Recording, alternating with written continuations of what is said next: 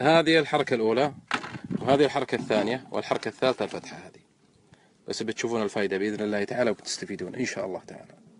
معلش يا إن شاء الله هنا تنضف تطلع على كيف دقائق بس. الحين نبدأ نعبي العلبة هذه، وبعدين الصحن خلصنا منه وننقل هاي الجهة هذيك. تبي تشوفون المشروع الطيب.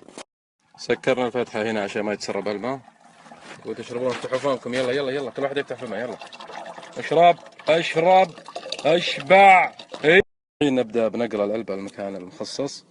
طبعا لازم ترفع فتحة فوق عشان المويه ما تسرب. يلا نبي نعبي الصحن بعد زود ان شاء الله ان الله يكتب.